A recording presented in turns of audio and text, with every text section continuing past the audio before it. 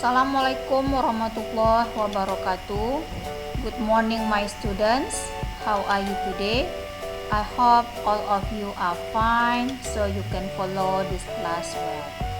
Welcome to Introduction to Linguistics class with me, your lecturer, Okti Wilymafidini. Well, today we are going to talk about pragmatic, speech act, and classification. But before, I would like to remind you that at the end of this class, there will be exercise that you have to be done.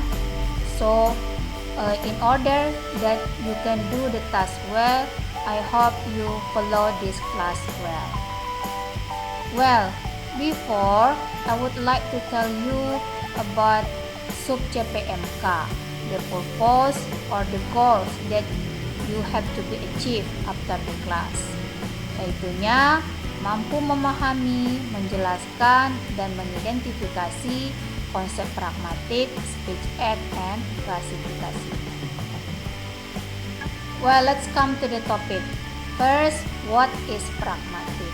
We will see the definition of pragmatic. There are 4 definitions here. First, pragmatic is the study of speaker meaning. So, it means the study of meaning as communicated by speaker and interpreted by listener. Second, pragmatic is the study of contextual meaning. It means how context influence what is said. Third one, pragmatic is the study of how more gets communicated than is said. How the listener make inference to what is said. Number 4, pragmatic is the study of the expression of relative distance, how close or distant the listener is. So it will influence the expression or the utterances used.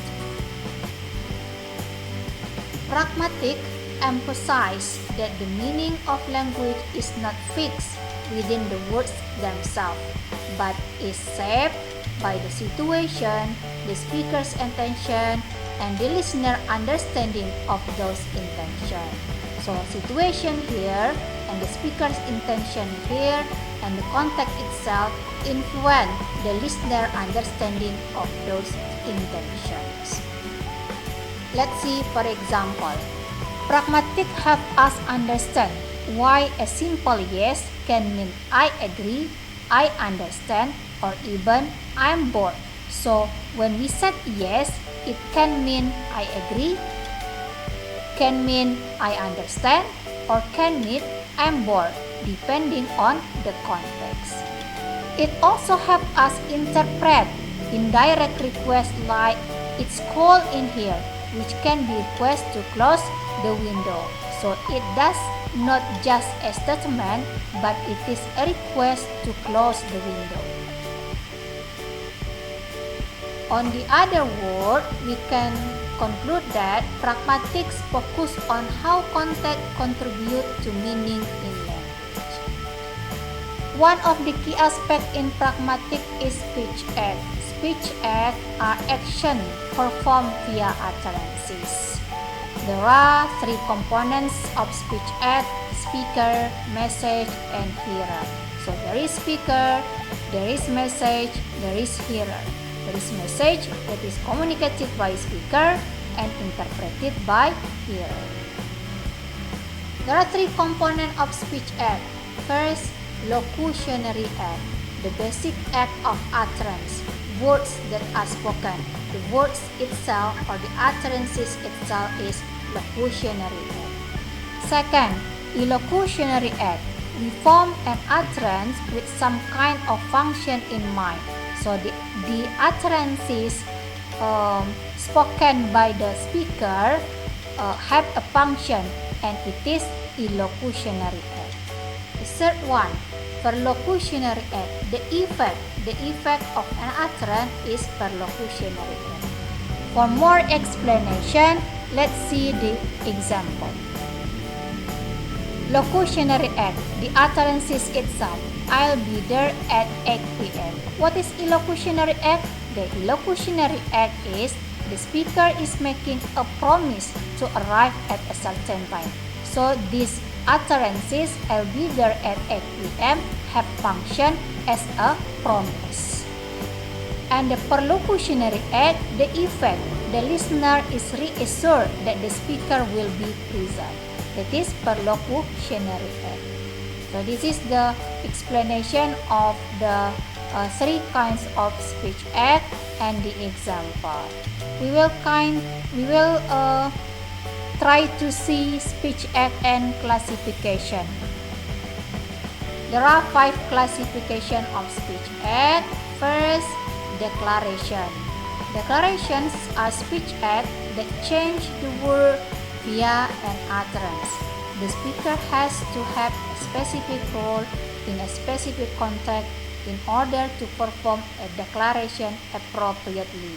So, the speaker has to have a specific role in a specific context. For example, priors, judge, when they said an utterance, it can change the word via their utterance. For example, prior said, "I now pronounce you husband and wife."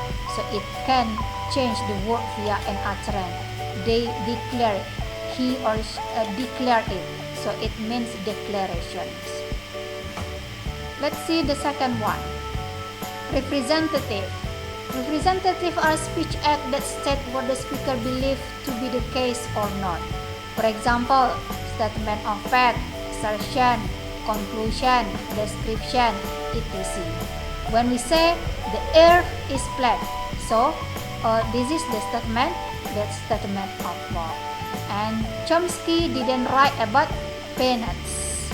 This is you got the statement of fact, assertion, conclusion, and description. Let's see the third one, expressive. Speech act that state what the speaker feels.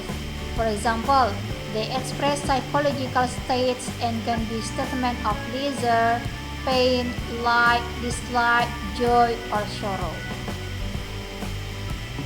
I'm really sorry, congratulations are the example of expressive. The fourth one, directives. Directives are speech acts used to get someone else to do something. They express what the speakers want. They are commands, orders, requests, and suggestions. They can be positive or negative. For example, here, there is a student who gives request to his teacher to look over his assignment because he is not sure that it is right. So he makes a request to his teacher by saying, "Would you mind looking over my assignment? I'm not sure it's right." It belongs to directive speech act. Number 5, commissive. Commissive are speech acts used by speakers to commit themselves to some future action. For example, commissive, threats, and pledges.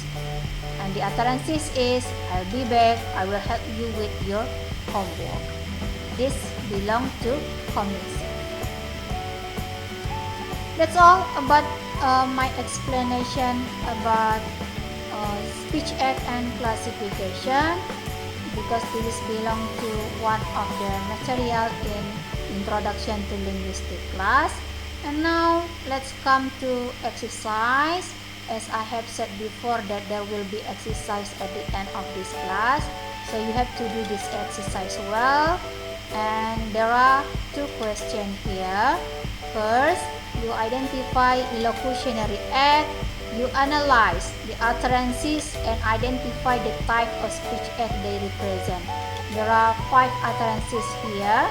You can identify the type of speech act for each of the utterances.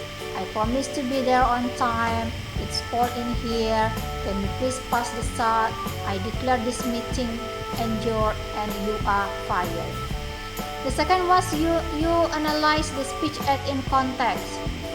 You consider the scenario.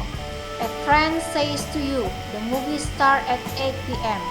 So what are different ways you could interpret this statement?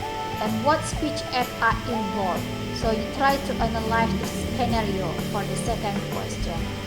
And this should be done now after this class, and then you collect it not more than 1 hour from this class end. So this is as the attendant of you if you do the exercise. Okay, please do your exercise well. And finally, I will give the conclusion for our class today. Speech act consists of 3: locutionary speech act, illocutionary speech act, and perlocutionary speech act.